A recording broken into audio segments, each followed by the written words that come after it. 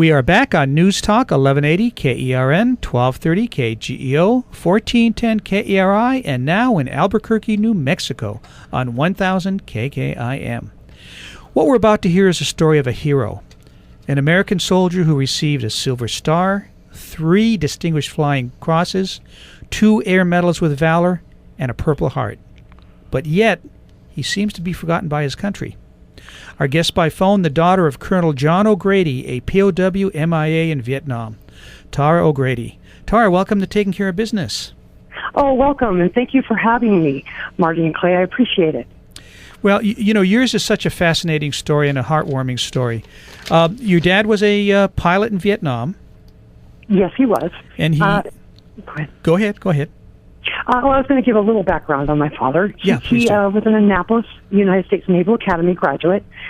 He went on for his master's degree in aeronautical engineering, and he served honorably in the Air Force for 20-odd years, or 30-odd years, I'm sorry. And he was also a fighter pilot for the Air Force. Now, he married your mom in 1952 and had 7 kids.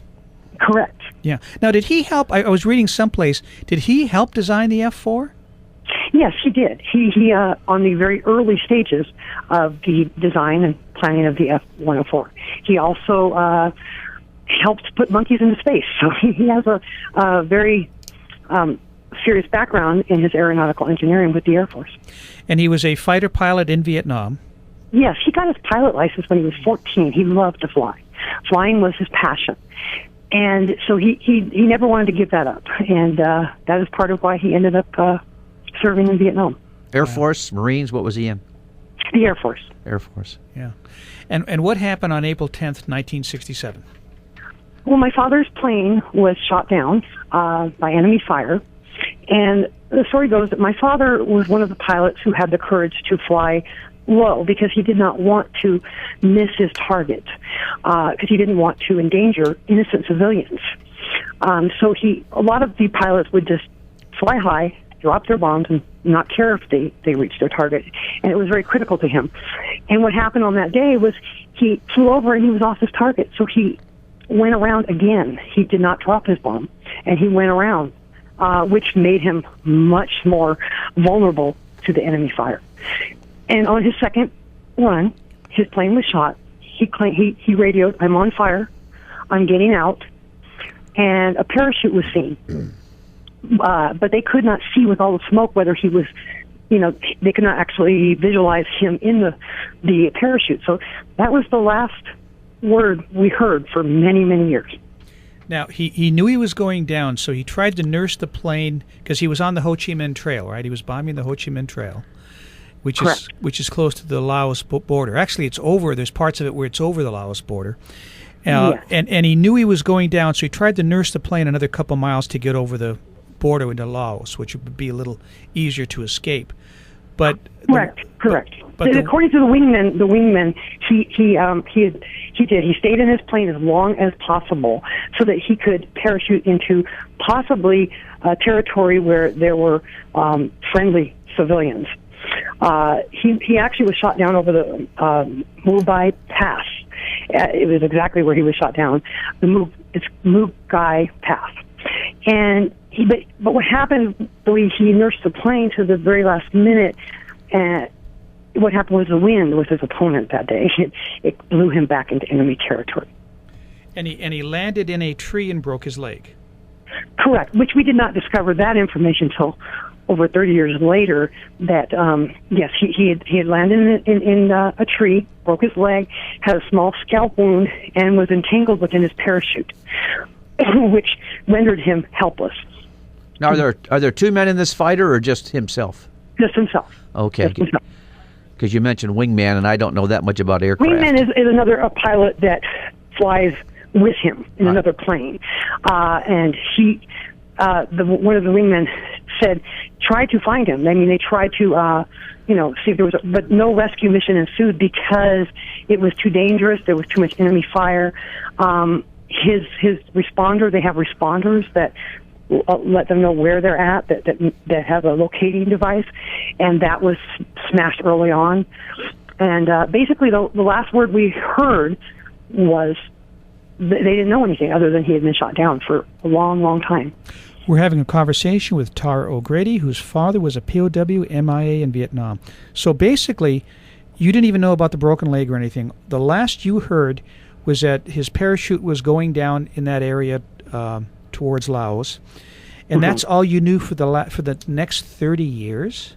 Yes, something to that effect. Some new information did come in 1993 that he had, we discovered he had broke his leg, he had survived the crash. But then even then, the trail ended there until May of 2012, when our government, interviewed 2 Vietnamese soldiers who relayed the accounts of what occurred. Basically, my father was captured by 2 villagers who then turned him over to 2 Vietnamese soldiers who took him and were ordered to transport him to a hospital because of his injuries.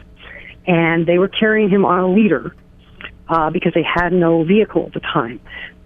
And then after a long, hours later, this long, arduous trip, at some point they said he'd been talking and animated, and he fell silent. And he later died. He went unconscious and later died. The 2 Vietnamese soldiers clearly told our government exactly where they buried my father by a star fruit tree. They used that as a reference point. And in May of 2012, our government, JPAC, which is the Joint Prisoners of War Missing in Action Accounting Command, they are the men and women who go searching for our missing in action soldiers throughout the regions. They started what they call an excavation of the burial site, but were forced to suspend that excavation. And that was 16 months ago. And they left him there, and they haven't gone back. And that's what I am advocating for, is to have them return and bring my father's remains home. So he can go ahead. You had no idea what happened to your father for over 30 years then? Correct. Wow.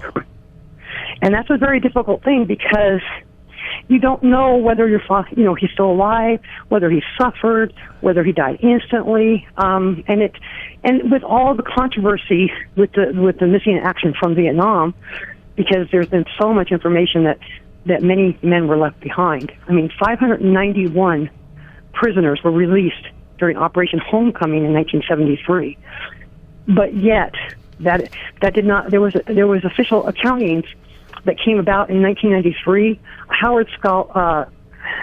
Stephen Morris, he was a Harvard scholar, he found records from the Vietnamese that there were over 2,000 men listed as prisoner in official documents from the Vietnamese as of December 5th of 1972, that there were many more men listed as missing in action. And there has been so much information and evidence since then that there were men still alive after the peace accords. There were coded distress signals that have been seen over North Vietnam. President Boris Yeltsin in 1992 stated publicly that many of the prisoners in Vietnam were transferred to labor camps into the Soviet Union. Oh. So it made it really hard to move on when there was so much information that there were men still alive. So you don't really know when your father specifically died, do you? No. Other than the information from these 2 Vietnamese soldiers who claim, these are alleged allegations, that he did die some hours after the capture. Oh, unfortunately, he never got to meet Hanoi Jane then. No. No. When we come back from the break, let's talk a little more about this story for you, Tara, okay? Okay, sounds good. We'll be back in a moment on Taking Care of Business on Koerner Radio News Talk 1180.